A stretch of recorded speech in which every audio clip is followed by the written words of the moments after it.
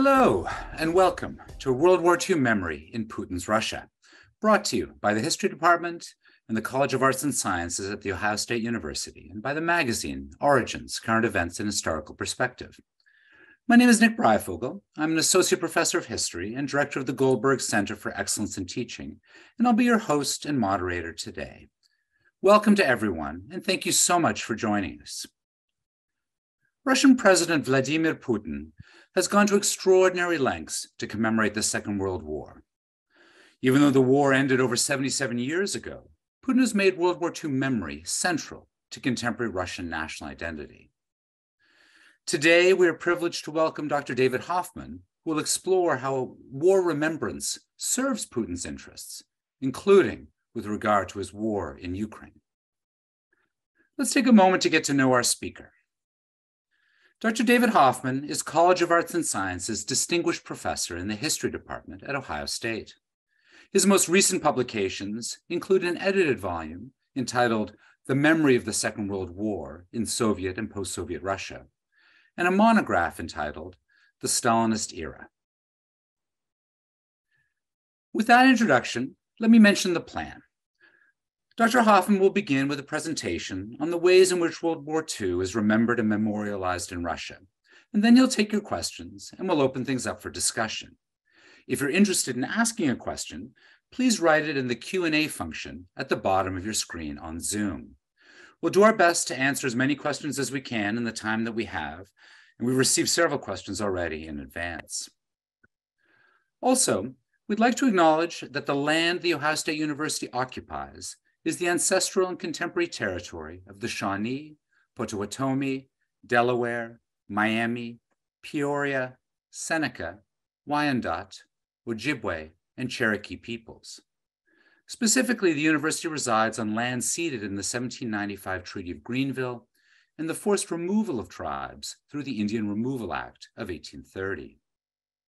We want to honor the resiliency of these tribal nations and recognize the historical contexts that have and continue to affect the indigenous peoples of this land. Now, let me pass you over to Professor David Hoffmann, who will take us on an exploration of World War II memory in Putin's Russia. Over to you, Professor Hoffmann. Thank you, Nick. Several years ago, I actually began to study the Soviet commemoration of the Second World War. At the time, I had no idea how relevant this topic would become. Its relevance, of course, stemming from the fact that Putin uses World War II memory to try to justify his invasion of Ukraine. As I'll talk about today, for some time, Putin has actually been promoting World War II commemoration in Russia. He's done so for a variety of political purposes. So let's go ahead and get into that. I'll start by sharing my screen.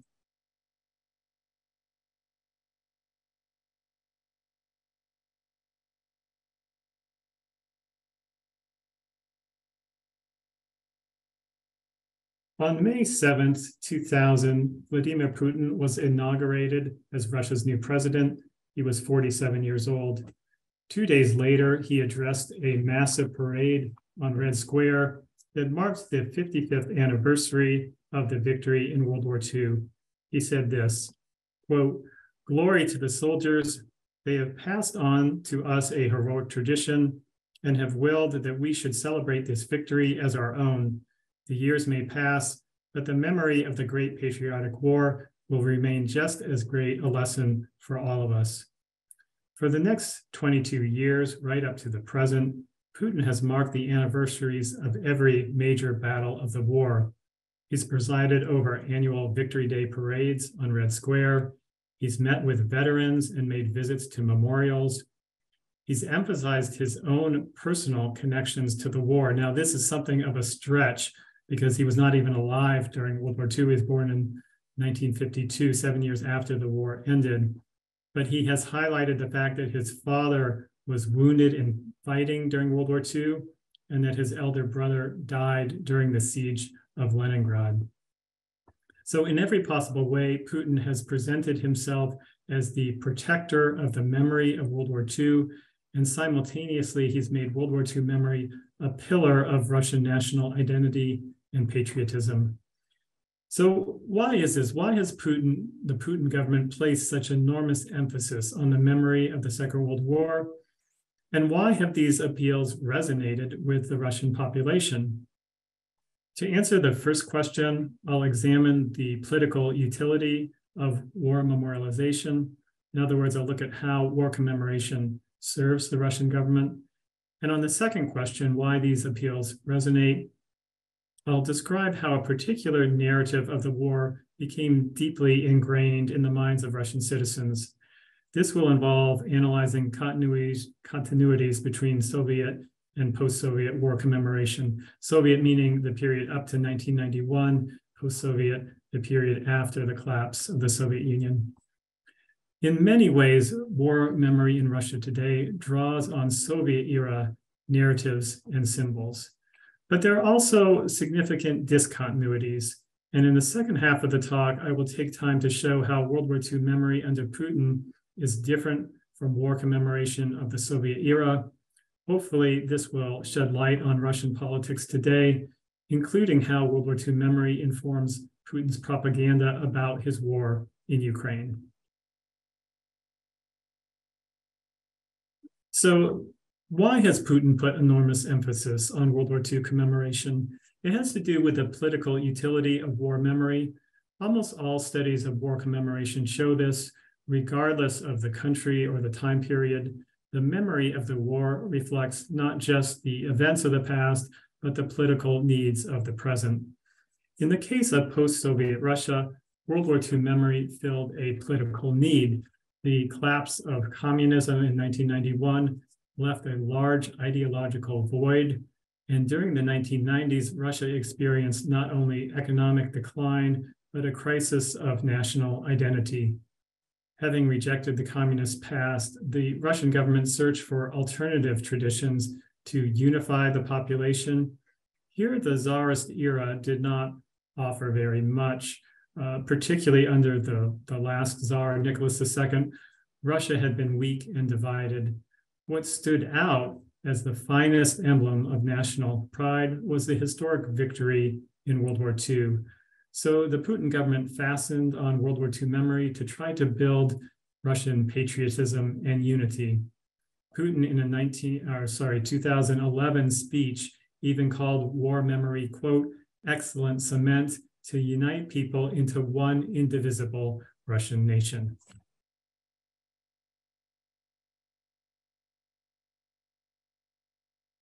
World War II memory also served a need in the realm of international politics. The early 2000s were a moment when Russia had diminished international standing, and the Putin government found it politically useful to recall and celebrate the World War II victory. World War II, of course, had been a time when the Soviet Union played the leading role, defeating Nazi Germany. It was a time when the Soviet Union emerged as a superpower that would rival the United States for world domination during the Cold War. So recalling the World War II victory bolstered Russia's international prestige. Also, with NATO expansion taking place, this map shows 2 rounds of NATO expansion, 1999, and also in 2004, this second round of expansion included adding all the countries that are in dark green here, including the Baltic countries, Estonia, Latvia, and Lithuania. This brought NATO right up to Russia's border.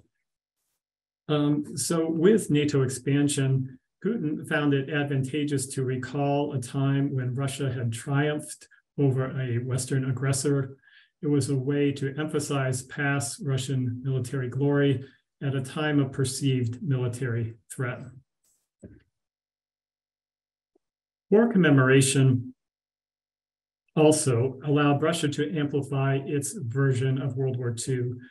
Following the breakup of the Soviet Union, Estonia, Latvia, and Lithuania increasingly condemned the 1939 Nazi-Soviet pact. In response, the Putin government emphasized its own periodization of the war. This periodization ignored the Nazi-Soviet pact entirely instead focused on the years 1941 to 45 and the Soviet defeat of Nazi Germany. As we know, the Putin government has also tried to use World War II memory to justify its invasion of Ukraine. This is sort of the most blatant use of World War II memory for political purposes. Putin has sought to portray Russia's war in Ukraine as a continuation of the struggles of World War II.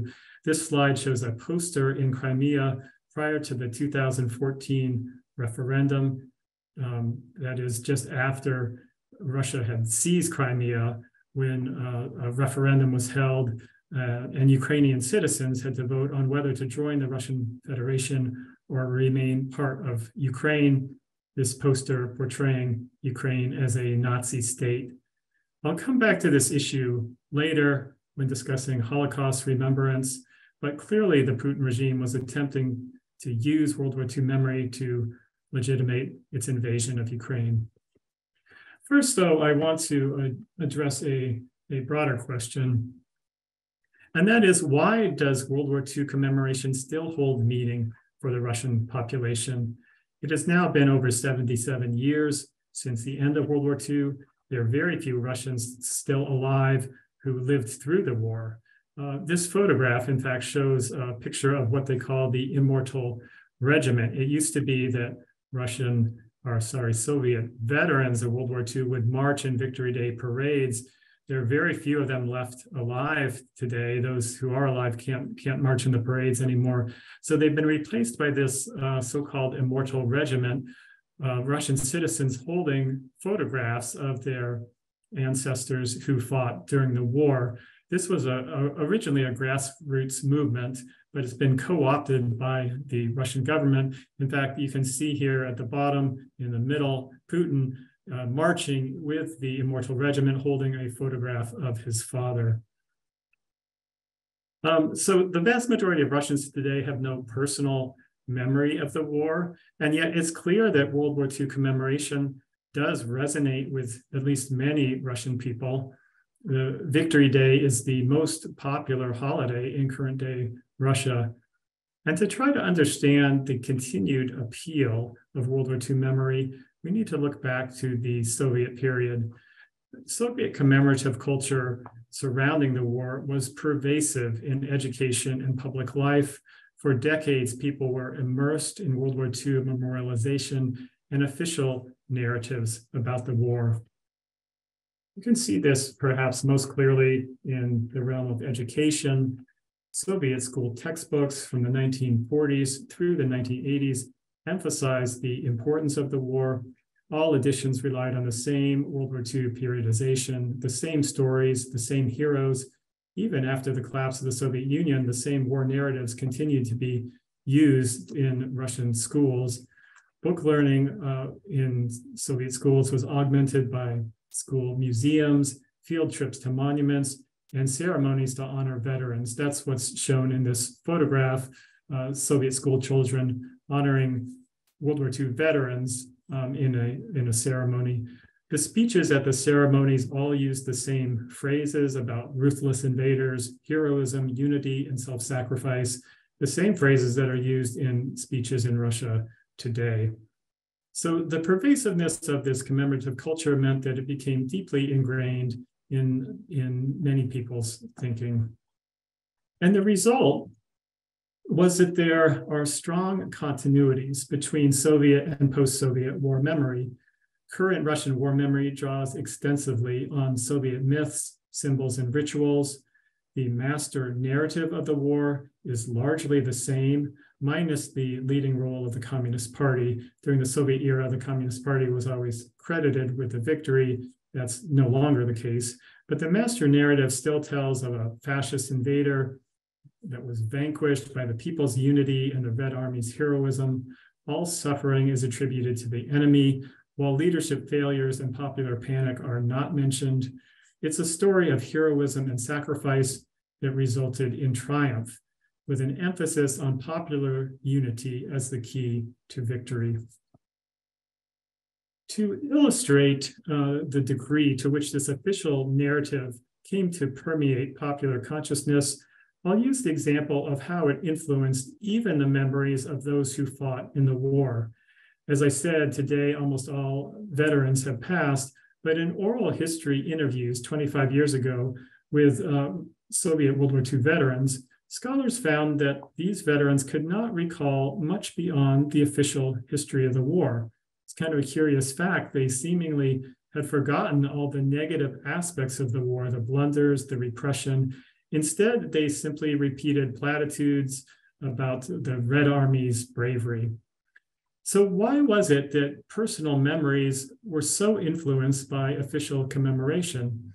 This is an interesting dimension of memory studies, the relationship between individual and collective memory.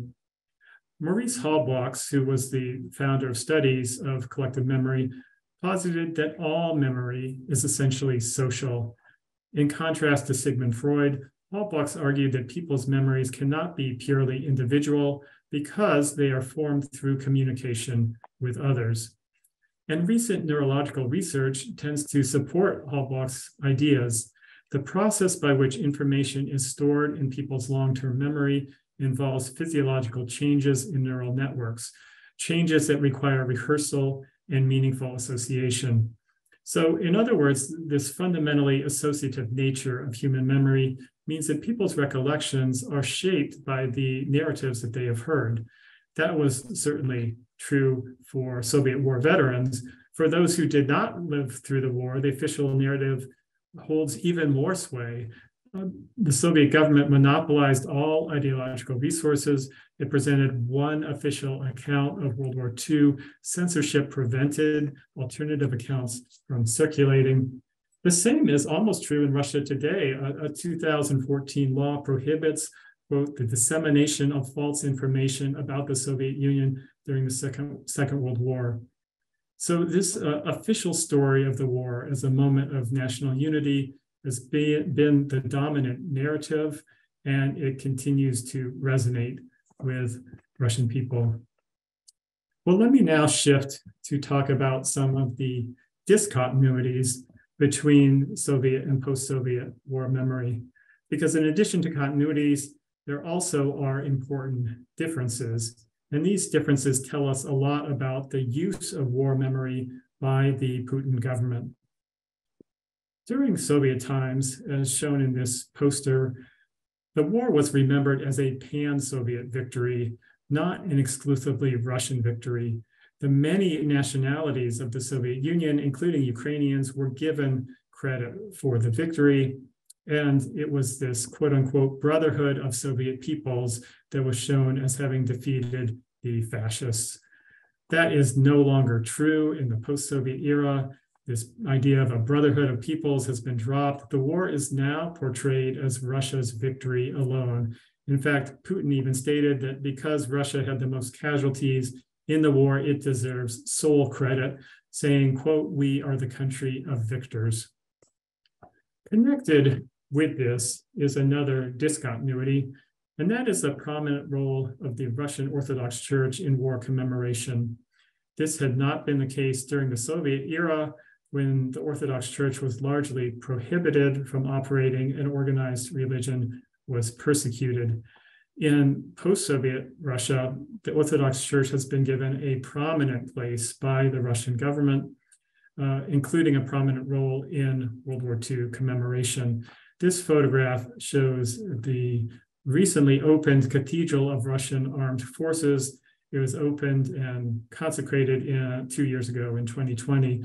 The photograph shows the Patriarch of the Russian Orthodox Church consecrating this new cathedral. It's an enormous cathedral. It has murals depicting battles of World War II. The floor of the cathedral is made of metal from melted down Nazi tanks. Even beyond this cathedral, the Russian Orthodox Church is included in many ceremonies commemorating the victory in World War II. Let me shift to another discontinuity between Soviet and post-Soviet war memory, and that has to do with representations of gender in World War II commemoration. During the war, a large number of women enlisted in the Soviet military. There were some 800,000 women who served in the Red Army, including 120,000 in combat positions. So there were female snipers, bomber pilots, anti-aircraft gunners, and so forth.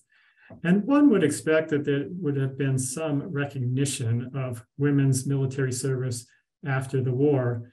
Instead, in the post-war Soviet period, women's military contributions were mostly ignored.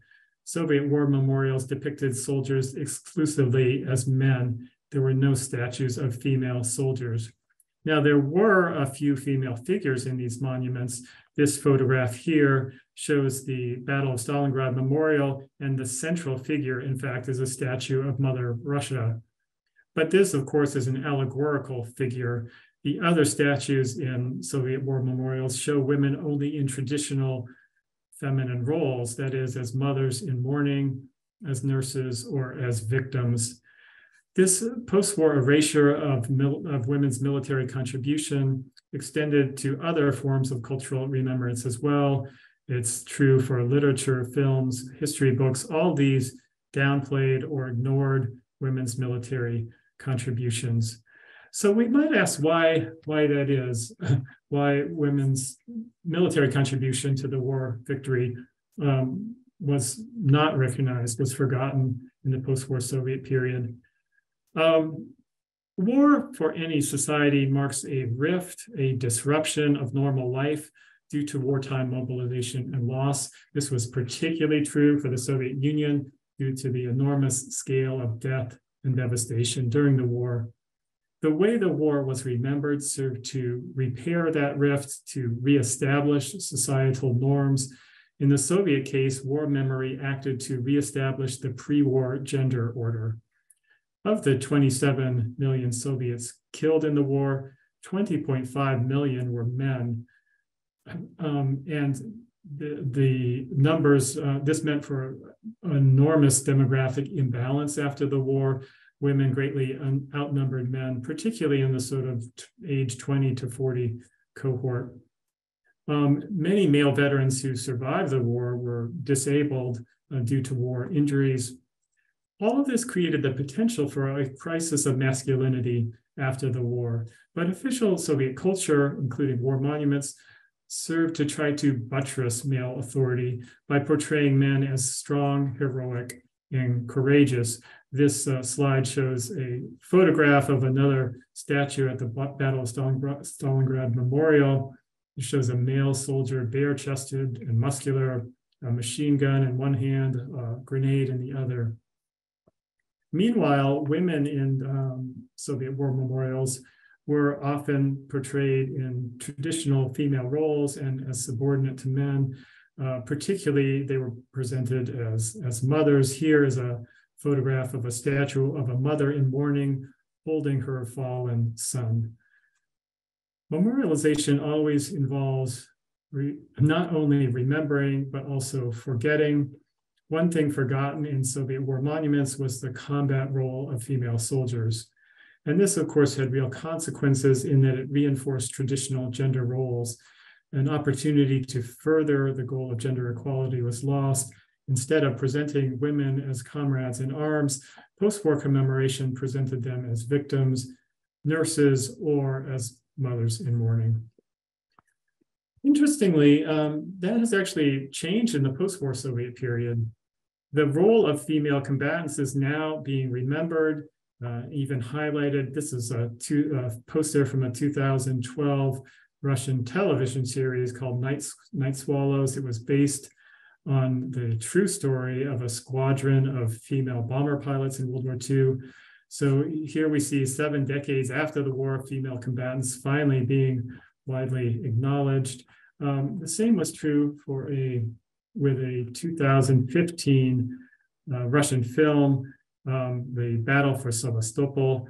This film was sponsored by the Russian Ministry of Culture, which at the time was headed by Vladimir Medinsky, one of Putin's right-hand men.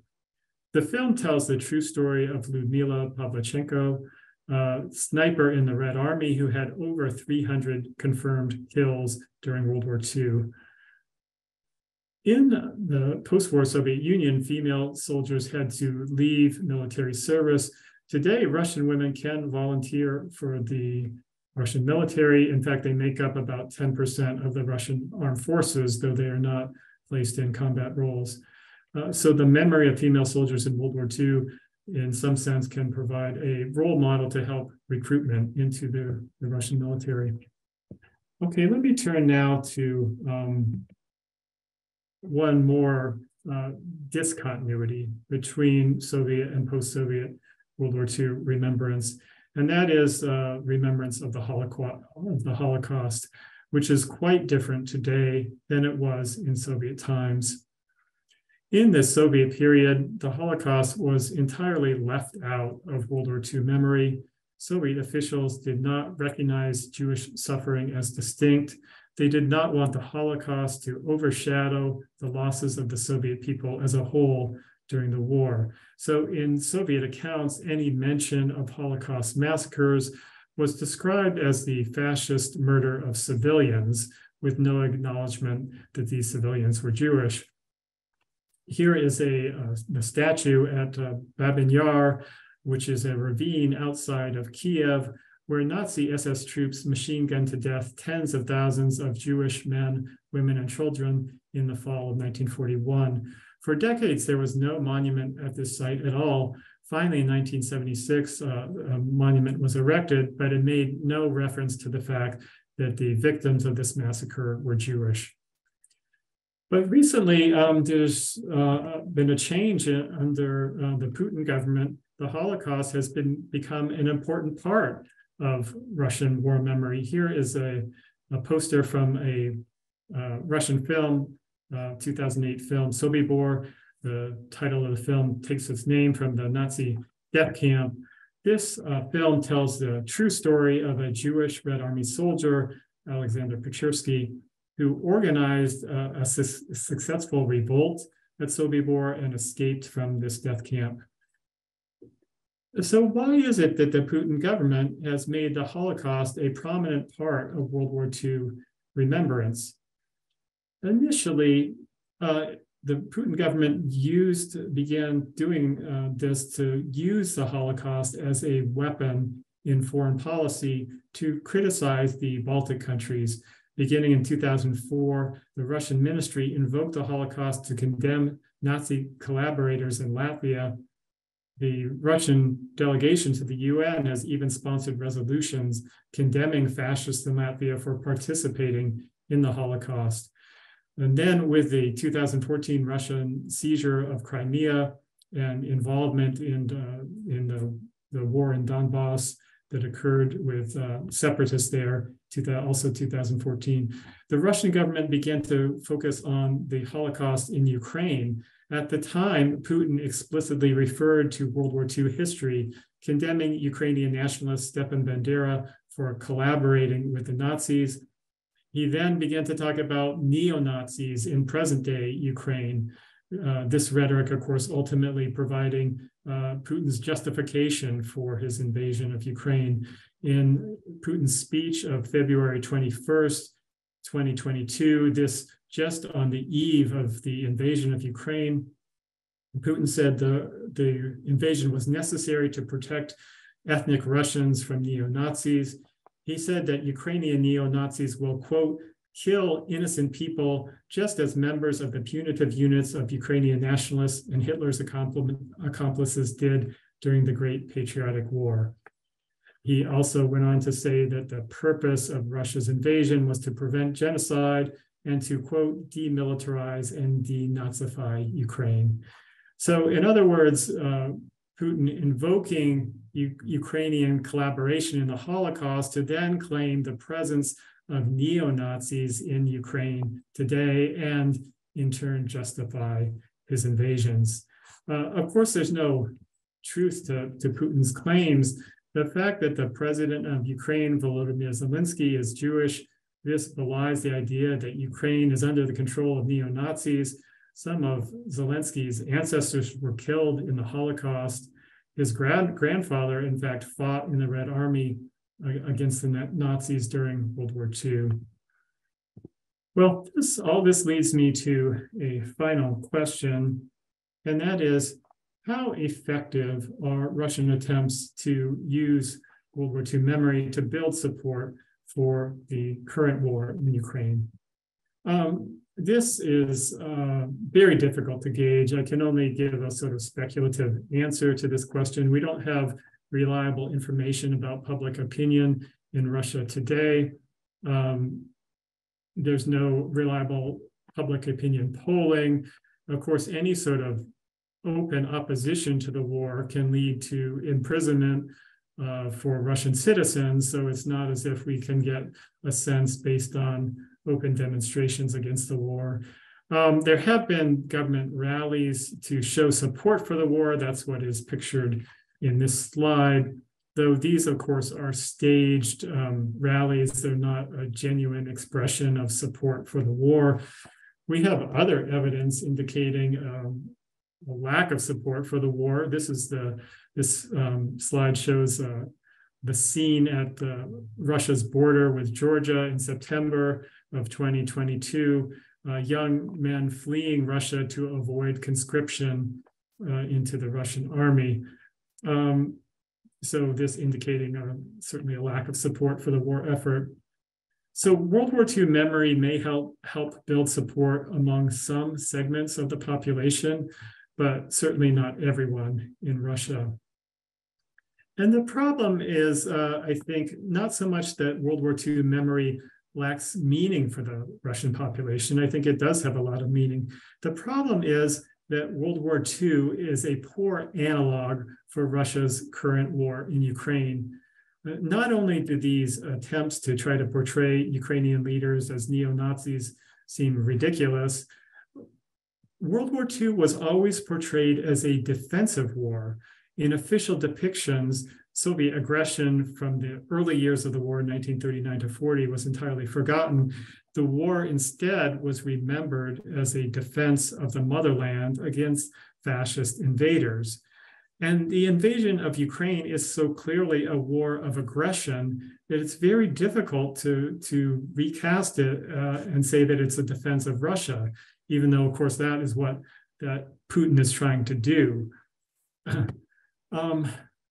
Let me give you one final slide here, which juxtaposes two images. On the left, Putin laying flowers at a cemetery in St. Petersburg, a cemetery where victims of the siege of Leningrad are buried.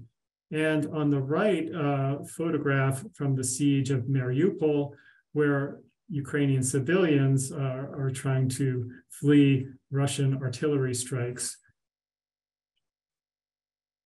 In conclusion, let me say this.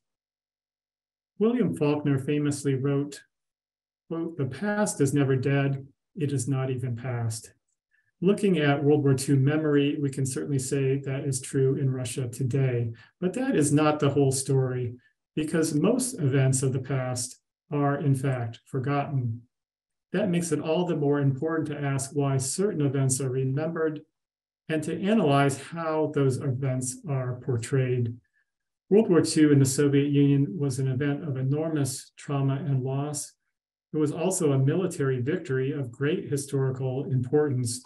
So it's not surprising that World War II is commemorated. But that does not dictate how the war has been remembered, or the fact that even today, 77 years after the war ended, that war memorialization would be a central pillar of Russian national identity. Putin has emphasized World War II because it's politically useful to recall this moment of Russian military glory. It's also a way to try to promote Russian patriotism. Putin has also used Holocaust memory for political purposes, especially focusing on Nazi collaborators and the alleged presence of neo-Nazis in Ukraine today, using this fiction to try to justify his invasion of Ukraine. So this is sort of an extreme example of using war memory for contemporary political purposes. But the effectiveness of World War II memory may be limited when it comes to mobilizing popular support for the war in Ukraine. It simply is difficult to portray a war of aggression as a defensive effort. And commemoration in both the Soviet and post-Soviet eras had always portrayed World War II as a defense of the motherland. Thank you very much.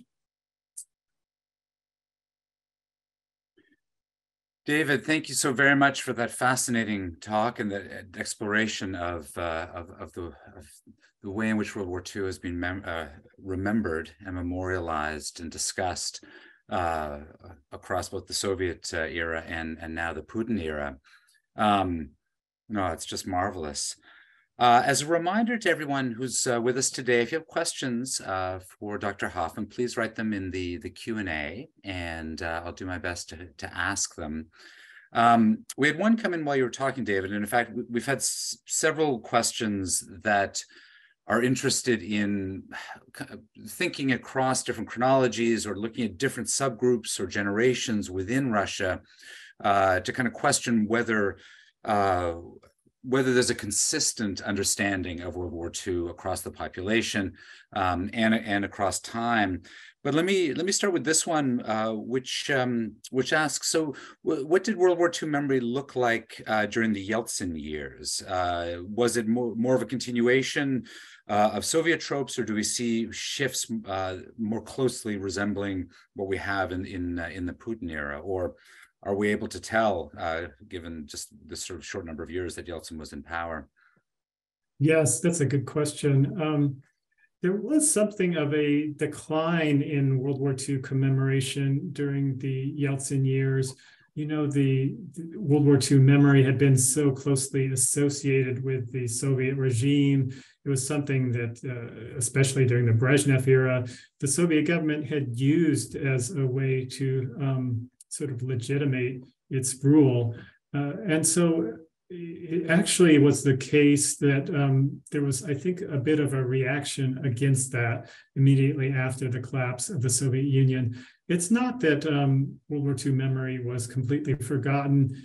There were some efforts in the Yeltsin years to complete a World War II memorial in Moscow itself, and that was essentially tried to emphasize the role of Russians and to use it to promote patriotism, the same way that the Putin government has done, but certainly not to the same degree. You know, what we see under the Putin era was a real effort to try to promote the memory of World War II. Victory Day parades, which even in Soviet times were only held every 5 years, they began to be held every year during the Putin era. During the Yeltsin era, they were not held at all. So that may give you kind of an answer to this question. The Yeltsin years saw not a complete discontinuation, but a decline in efforts to commemorate the war. And then under Putin, that's reversed, intensified efforts to try to promote World War II memory. Kind of following up on that, we've had several questions that are interested in thinking about, are there differences in the ways in which different sort of quote unquote generations understand the war? So, you know, Gen Xers versus millennials. I mean, given that there's been so much time since the war itself, and we've gone through successive types of generations, those labels may not fit particularly well in the Russian case, or may not fit as well in the Russian case as the American one. But there's sort of interest in understanding, how this has changed across generation, and also there were similar questions about the ways in which World War II is understood by different sort of subgroups in contemporary society, different nationalities, men versus women, rural versus urban. Are we able to get any kind of a sense of those differences as well in terms of how this war has been understood in Russia, or is understood in Russia today? Yeah, those are all good questions as well. I think there is a real difference if we look at different generations and different groups within Russian society today. I mentioned the fact that we don't have any reliable information on public opinion since the war began, prior to the war, there was quite a bit of public opinion polling in Russia. And what it tended to show was that older generations were more supportive of the Putin government. They were more likely to accept Putin's propaganda, including his efforts to try to promote Russian World War II memory. Younger generations were more skeptical, tended to be more critical of the Putin government. So I imagine that continues to be true today. Again, we don't have any data to show that, but I would guess that it is. The other divides that existed prior to the war in Ukraine were between rural and urban Russians and between educated and less educated Russians, so that we see, according to that data, there was greater support for the Putin government among Russians in rural areas or small towns. Those in the large cities tended to be more critical, more skeptical about Putin and his propaganda, including his emphasis on World War II memory. And educated Russians also, as you might guess, more critical of the Putin government. So, the best that we can sort of infer is that those differences have continued or perhaps even widened during the war, since the war in Ukraine began this past February. We also have some questions regarding sort of other attempts to memorialize other wars, or how other wars have been remembered in comparison to World War II. So we've had questions about, were there attempts to memorialize any other Russian conflicts that failed to gain any traction? We had another question that asks about sort of nostalgia for the Cold War era. Does that still exist, and has there been efforts to try to engage the Cold War as a time of kind of communal memory? And what about wars like Afghanistan or Chechnya, or other more recent ones that Russia's been involved in? I know that's a sort of hodgepodge of different questions all thrown together, but they're all kind of related to this idea of how does the memorialization of World War II fit into the larger understandings of Russia's relationship to wars across the past few decades? Yeah. So the short answer is that World War II memory just far outweighs all the other wars put together. The Putin government certainly did not want to commemorate or bring attention even to the Russian Civil War, for example, because Putin's entire emphasis is on Russian unity. He didn't want to recall a time of disunity and civil war. There hasn't been much from the Russian government about the war in Afghanistan. That certainly was seen as a war that did not bring the Russian military any glory at all. The war in Chechnya, that, of course, is what made Putin's reputation, because what's sometimes called the Second Chechen War in 1999 is when he had just become prime minister in Russia. He sent the Russian military back into Chechnya to brutally suppress the independence movement there.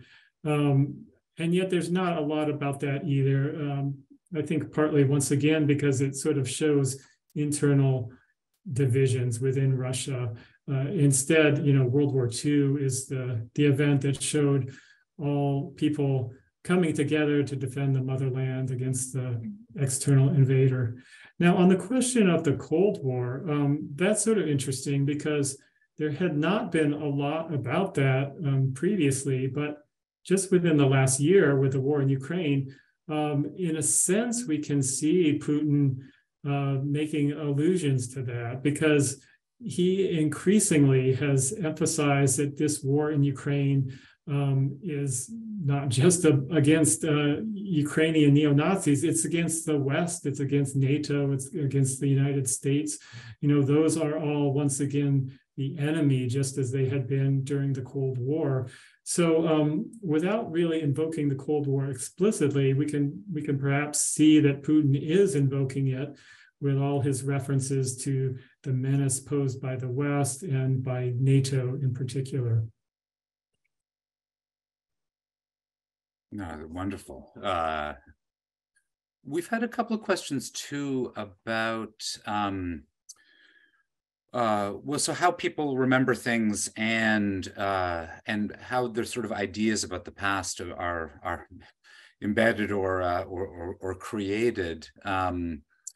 Well, I'll give them to you one at a time. So one asks, to talk about the kind of collective memory after World War II. The question is, isn't it possible that some veterans were intimidated or afraid to discuss any negative experiences about the war because of the context of the Soviet environment in which they were in? Mm-hmm. Yes, yes, that's certainly true. There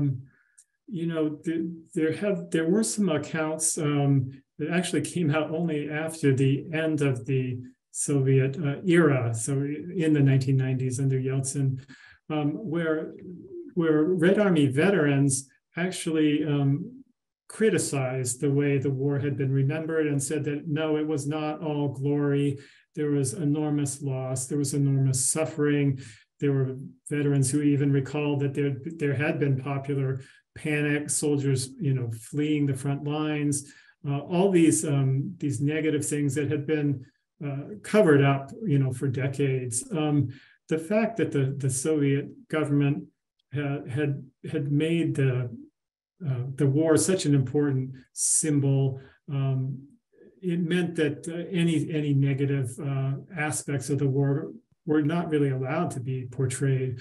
So it certainly is true that Red Army veterans, in a sense, were not allowed, at least publicly, to express any negative experiences of the war. And that certainly contributed to the fact that over time, their individual memories were, in fact, shaped by this sort of master narrative of the war that only emphasized unity and heroism on the part of the Red Army. We have another question which asks, well, and I'll quote it here. It says, I want to ask about alternative sites of memory. You mentioned Soviet Russian states' attempts to monopolize the memory of World War II. Were there or are there alternative sites where various non-official forms of popular memory survived? In my own work about the memory of World War I in post-Ottoman Middle East, for instance, I found that folk songs constituted some of these alternative sites of war memory. Are there any similar examples in the Russian context? Yes, so there are. This hasn't been well studied, and it's actually hard to get sources on it, but this actually is a very important point, because when you talk about collective memory, I've to some extent conflated here official memory and collective memory. Official memory being what the Soviet and now Russian government put out, but you can have sources of collective memory that are non-official. You can have, for example, Red Army veterans who would gather, reminisce about the war. Elena Zubkova's book on Russia after the war actually talks about the fact that there were taverns where Red Army veterans would gather. That could be a site where you would have an alternative history of the war, where actually people were able to recall their own personal memories, have those validated by others who had participated in the war, and essentially have an alternative memory to what the government was putting out. The same could be true with folk songs or other ways to remember the war. It's not the same as a pluralistic society where people could write and publish books, produce films. There wasn't that possibility, and there is not really that possibility in Russia today either, unfortunately. there was some important work being done by Russian historians, scholars who were studying World War II and actually really trying to take a more honest look at it. Unfortunately, with that 2014 law I mentioned earlier, the Russian government has prohibited any attempts to try to write an alternative history of World War II. So that's really impossible to pursue that option now, but hopefully in the future it will become once again a possibility. Mm-hmm. Speaking of alternative kind of visions of World War II, I mean, you mentioned the ways in which, for example, the independent Baltic states have written their own histories of World War II, and ones that really focus on the ways in which they were ingested into the Soviet Union and the difficulties of that whole process. Have we seen similar types of revising or rethinking the history of World War II from other former Soviet republics that are now independent states, whether in Central Asia or in the Caucasus, in Belarus for that matter, or Ukraine? Has there been that kind of rethinking of World War II that's come along with independence for those various peoples? That's a good question, and I don't really know the answer in the case of Central Asian countries or South Caucasus countries either. Certainly, it is significant in Belarus and Ukraine. Not so much, Belarus is not a free society either, but in Ukraine, prior to the war and continuing presumably, there was an attempt to look at World War II in a different light. Among the efforts to examine World War II history in a new way was an effort to shed some light on Ukrainian nationalists during World War II, and the fact that there was this effort to, on the part of some Ukrainian partisan units, to resist the reimposition of Soviet control at the end of World War II, the Ukrainian insurgent army fighting against the Soviet forces and so forth. That was, a page of history that had been suppressed in the Soviet era, that was then rediscovered in the post-Soviet era in Ukraine. So yeah, certainly we see that in Ukraine, possibly other countries too, though I'm less aware of those. Most notable is really the Baltic countries and Ukraine trying to present an alternative history of World War II. Thank you for that. And kind of related to this question, sort of two questions we've had come in that are I think connected. So one asks, have there been any moments in which this focus on World War II and this championing of World War II on the part of the Putin government has backfired for it, has not worked in the way that it had hoped it would for its political purposes? Well, no, I'll ask that question first, and then I'll leave you with that one to start with. Right. Yeah. So, I don't think that it is backfired in the sense that people have kind of rejected the master narrative of the war that the Putin government has promoted. I think partly because of what I mentioned in the talk, the fact that this story of the war had been so deeply ingrained through decades of Soviet education and so forth.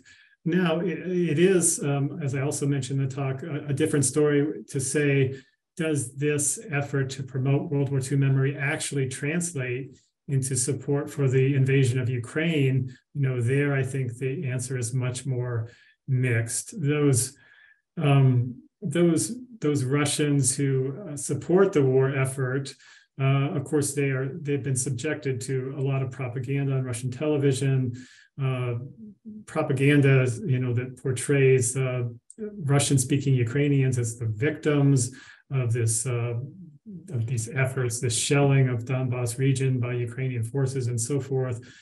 So it's not as if they have a clear picture of what's going on. But I think for a lot of Russians, it simply is impossible for them to see this as a defensive war, this invasion of Ukraine, so clearly a war of aggression, that it means that these efforts to try to make parallels with World War II simply did not work very effectively.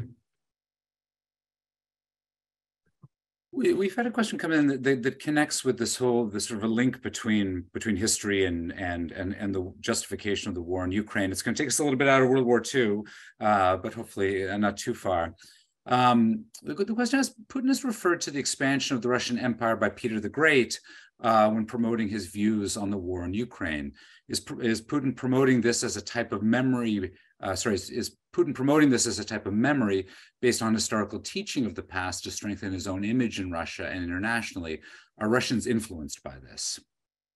Right. Yeah, that's an interesting point. The great emphasis, not only in my talk, but in Russian propaganda, has been on World War II. But there have been other historical parallels that Putin has made. And certainly Peter the Great is the one that probably stands out the most. Supposedly, Putin has a portrait of Peter the Great on his wall of his office in the Kremlin, and that he's had that ever since he became Russia's president. So he, in some ways, looks back to Peter the Great as a hero, a role model.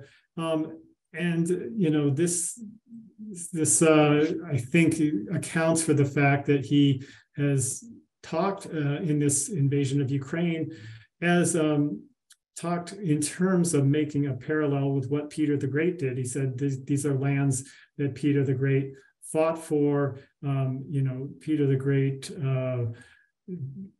the victories that he won, the territory that he claimed for the Russian Empire. This was something that added to the greatness of Russia. So Putin apparently envisioning himself as some sort of latter-day Peter the Great, where he is conquering lands that will be part of Russia forever. It's too bad that these memories of Peter the Great are being sort of twisted and manipulated in this way, but obviously, as I've indicated, Putin, in a similar way, trying to twist the memory of World War II and talk about neo-Nazis in Ukraine to justify his war. So it is a kind of blatant use of war memory to try to legitimate current political goals. Thank you, David. I always wish we had more time to be able to ask all the questions that we've had come in today, but being respectful of everybody's time, we're coming up on 1 o'clock, and so I just wanted to conclude by thanking you all so very much for joining us today and for your excellent questions. I'm especially grateful to David Hoffmann for sharing his expertise and his passion for history with us today. And I hope you will all join me in giving him a virtual round of applause in thanks for his time. Thank you, David, very much. And we'd also like to thank the College of Arts and Sciences, especially Alex Stacklane, the Department of History, the Goldberg Center, and Origins Current Events in Historical Perspective for their support today. Stay safe and healthy, and we'll see you next time. Thank you so much for joining us. Goodbye.